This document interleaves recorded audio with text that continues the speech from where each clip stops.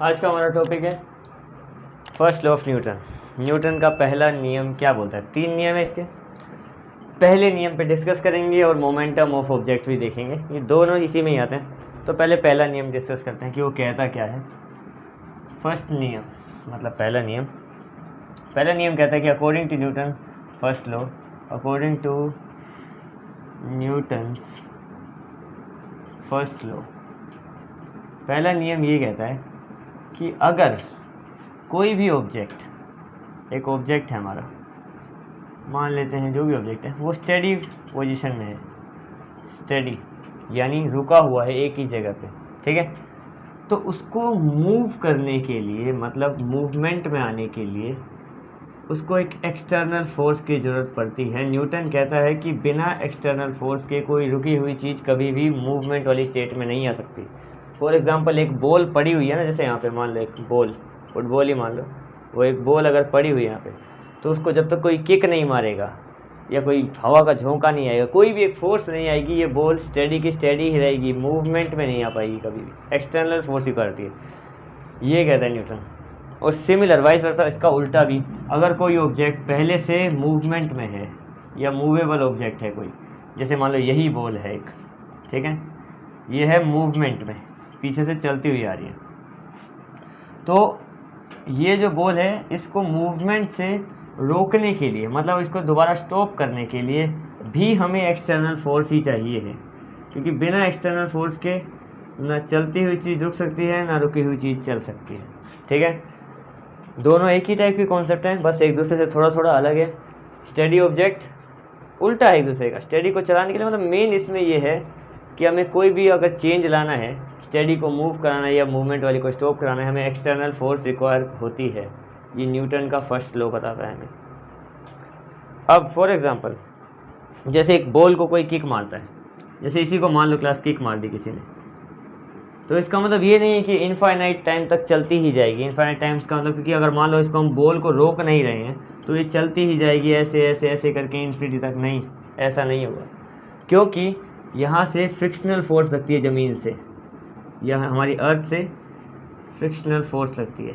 वो एक ऐसी फोर्स होती है जो हमारी फोर्स के अगेंस्ट काम करती है हमेशा, तो वो फ्रिक्शनल फोर्स तब तक वर्क करती रहेगी रोकने का इसको, मतलब अगर बॉल इधर जाना चाहती है तो जब तक वर्क करती रहेगी जब तक बॉल पूरी रुक ना जाए। तो ये भी एक फोर्स ही है, एक्सटर्नल फोर्स, जो न्यूटन कहता है कि अगर हमें चलती हुई चीज़ को रोकना है तो मतलब अगर मान लो इस धरती से फ्रिक्शन को ही हटा दिया जाए, तब अगर किसी चीज़ को हम किक कर देंगे ना तो वो कंटिन्यूसली चलती जाएगी। लेकिन ऐसा तो अर्थ पे, हमारी अर्थ पे कोई भी ऐसा प्लेस है ही नहीं जहाँ पे फ्रिक्शन ना हो, हर जगह फ्रिक्शन होता है। फ्रिक्शन नहीं होगा तो वैसे भी कई सारी दिक्कत है, फ्रिक्शन के ऊपर हम बाद में एक अलग से वीडियो बनाएंगे।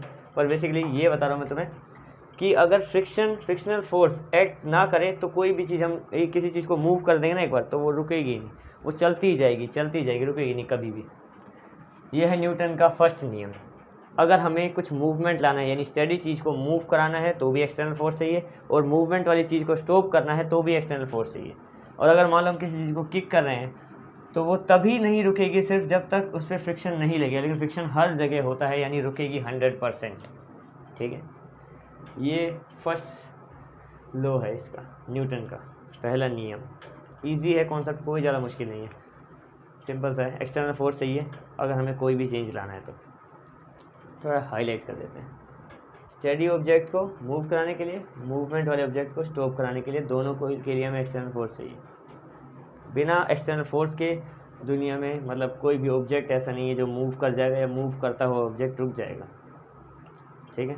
अब ऐसे ही ऑब्जेक्ट के मोमेंटम की बात कर लेते हैं कि एक ऑब्जेक्ट का मोमेंटम किन किन चीज़ों पर निर्भर है। छोटा सा इसका एक रिलेशन है मोमेंटम का, यहाँ पे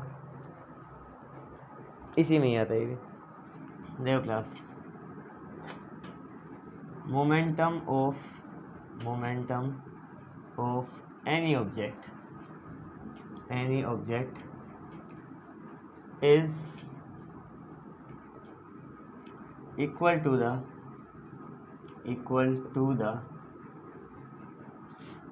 mass of object and velocity of object। मास का मतलब वजन, वेलोसिटी का मतलब स्पीड ऑफ ऑब्जेक्ट। ये इसके बराबर होता है मोमेंटम। मोमेंटम को हम डिनोट करते हैं क्लास p से, ठीक है। किसी भी ऑब्जेक्ट का मोमेंटम हमें निकालना है तो मास मल्टीप्लाई वेलोसिटी उसका मोमेंटम हो जाएगा। मास क्या डिनोट करते हैं किससे हम, m से, और वेलोसिटी होती है हमारी बेसिकली स्पीड, ठीक है। अब लिख लो इसको, ये इसका नॉर्मल सा फॉर्मूला बन जाएगा, P is equals to mv, Newton का फर्स्ट लॉ। किसी भी चीज़ का मोमेंटम निकालने के लिए क्या करेंगे, मास इंटू वेलोसिटी कर देंगे, ये इसी में ही आता है ये क्वेश्चन, ठीक है। बहुत बेसिक सा कॉन्सेप्ट था न्यूटन का फर्स्ट लॉ का और मोमेंटम वाला। किसी भी ऑब्जेक्ट का मोमेंटम क्या होता है, मास इंटू वेलोसिटी। वैसे मैंने लिखा हुआ फिर भी लिख देता हूँ, मास इंटू वेलोसिटी, और P stands for momentum. Momentum basic है बिल्कुल, ठीक है। ये था तुम्हारा first law of Newton, that's it.